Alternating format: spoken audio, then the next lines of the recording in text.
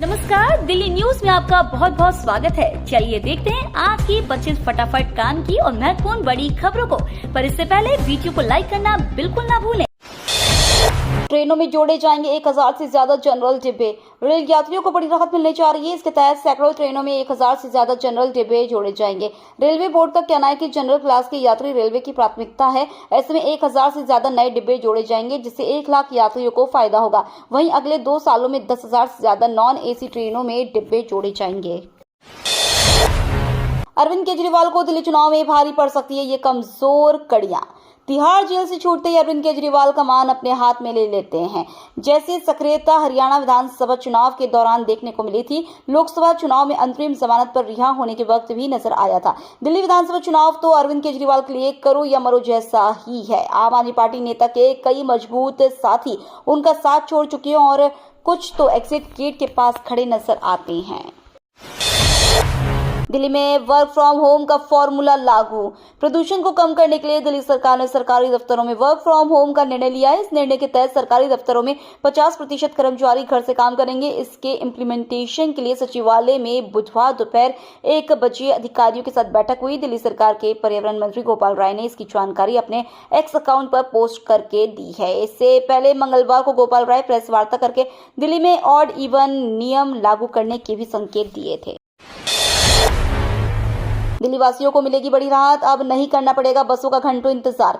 दिल्ली परिवहन निगम के संविदा कर्मियों की हड़ताल समाप्त हो गई है। हड़ताल खत्म होने से राजधानी के लोगों को बड़ी राहत मिली है। वहीं हड़ताल के कारण राजधानी में बस सेवा पूरी तरह से चरमरा गई थी। कम बसें चलने के कारण दिल्लीवासी पिछले 3 दिनों से परेशान थे। उन्हें बस स्टॉप पर घंटों इंतजार करना पड़ रहा था। लोग निजी वाहन से चलने को विवश हो रहे थे। अब उनकी परेशानी दूर हो गई है, क्योंकि मुख्यमंत्री के साथ बैठक के बाद संविदा कर्मियों ने हड़ताल समाप्त करने की घोषणा की है।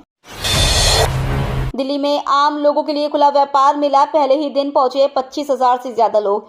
43वें अंतर्राष्ट्रीय व्यापार मेला जब आम जन के लिए खोला गया, पहले ही दिन 25,000 से ज्यादा लोगों ने पहुंचकर मेले का आनंद लिया।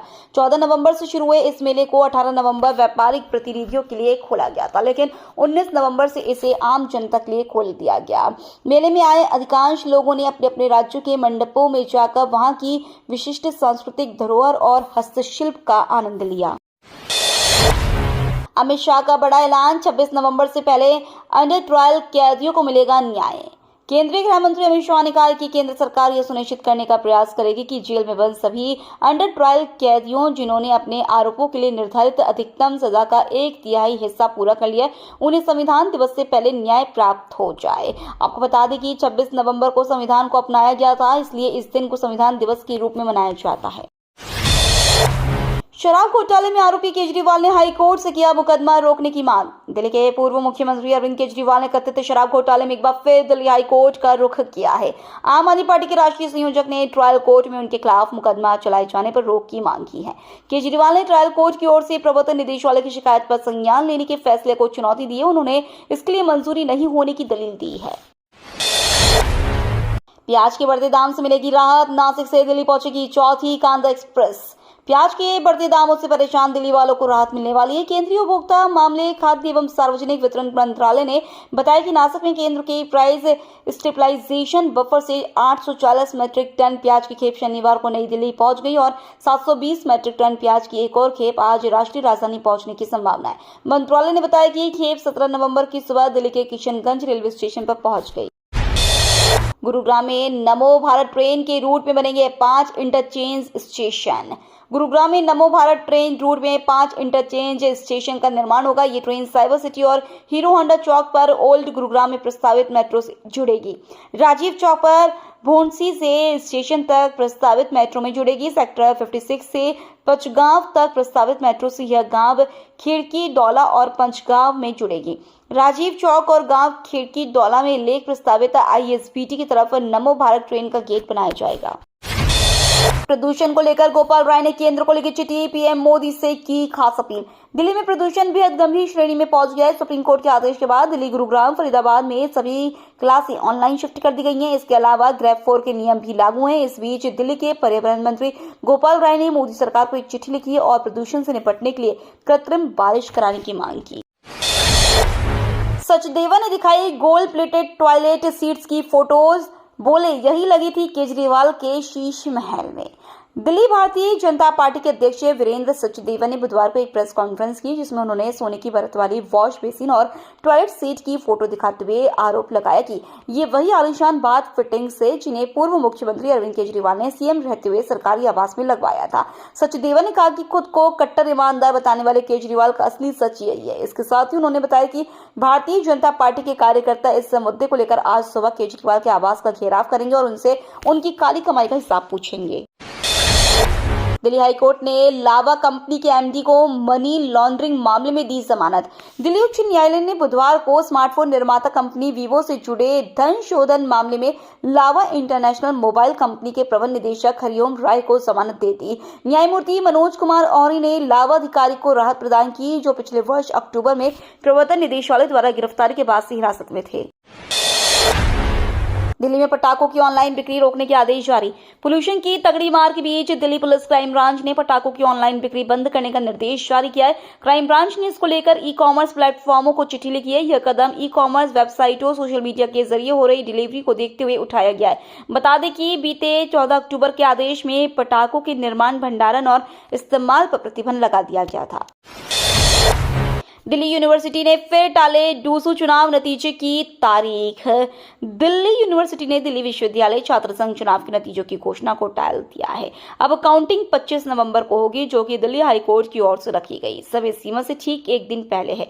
आधिकारिक अधिसूचना के अनुसार डूसू के केंद्रीय पैनल के लिए मतगणना अब 25 नवंबर को उत्तरी परिसर में वनस्पति विज्ञान विभाग के पास कॉन्फ्रेंस सेंटर में होगी।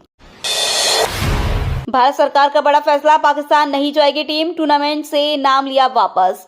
फरवरी-मार्च 2025 में होने वाली चैंपियंस ट्रॉफी के आयोजन पर अभी भी संकट के बादल मंडरा रहे हैं। भारत पाकिस्तान विवाद के चलते आईसीसी ने अभी तक इस टूर्नामेंट के शेड्यूल का ऐलान नहीं किया है। भारत पाकिस्तान के खराब रिश्तों और पाकिस्तान में सुरक्षा के खतरे को देखते हुए भारत सरकार टीम इंडिया को पड़ोसी देश के दौरे पर भेजने से मना कर चुकी है। ऐसे में इस टूर्नामेंट को हाइब्रिड मॉडल पर करवाने की मांग की जा रही है। इन सब के बीच पाकिस्तान को एक बड़ा झटका लगा है। बुजुर्गों के आयुष्मान भारत कार्ड को लेकर आया नया अपडेट। आयुष्मान भारत योजना कार्ड बनाने का इंतजार कर रहे बुजुर्गों के लिए अच्छी खबर है। गाजियाबाद में विधानसभा चुनाव की आचार संहिता हटने के बाद ही यहां 70 वर्ष से अधिक उम्र के बुजुर्गों के आयुष्मान कार्ड बनाने का काम शुरू होगा। इसके बाद बुजुर्ग आधार नंबर से पोर्टल पर स्वयं भी कार्ड बना सकेंगे। जानकारी के अनुसार प्रधानमंत्री ने हाल ही में 70 वर्ष से अधिक उम्र वाले बुजुर्गों को भी आयुष्मान भारत बीमा योजना में शामिल करने का ऐलान किया था। इजराइल के खिलाफ सुरक्षा परिषद में खड़े हुए 10 देश, अब अमेरिका पर सबकी नजर। इजराइल और हमास के बीच पिछले 13 महीनों से भीषण जंग का दौर जारी है। इसके चलते गाजा में लाखों लोगों को पलायन करना पड़ा और करीब 45,000 लोग मारे गए हैं। दुनिया भर के कई देशों और संयुक्त राष्ट्र ने संघर्ष विराम की अपील की है, लेकिन इजराइल ने हमास के खात्मे तक जंग न रुकने की बात कही है। इस बीच संयुक्त राष्ट्र सुरक्षा परिषद में इस संबंध में प्रस्ताव लाने की तैयारी है।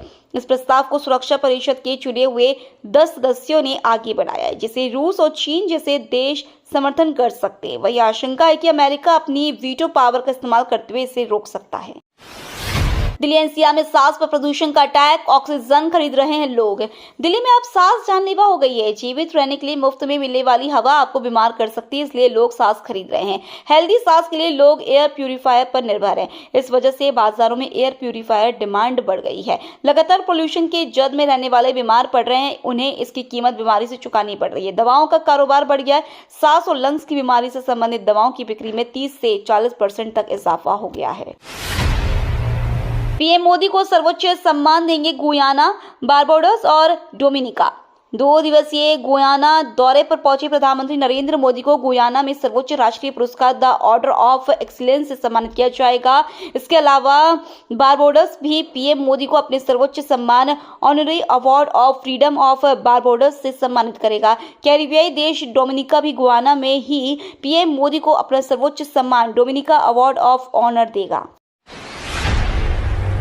गाजियाबाद में भाभी और भतीजे की हत्या का आरोपी देवर गिरफ्तार। गाजियाबाद के शाहपुर बमहेटा गांव में भाभी और 3 माह की भतीजी की हत्या करने के आरोपी युवक को वेब सिटी पुलिस ने गिरफ्तार कर लिया है। पुलिस के मुताबिक कथित तौर पर भाभी के फुफेरे भाई ने 2 माह पहले युवक को बेइज्जत किया था। इसके अलावा दुबई जाने के लिए भाभी ने उसे रुपए देने से भी इनकार कर दिया था।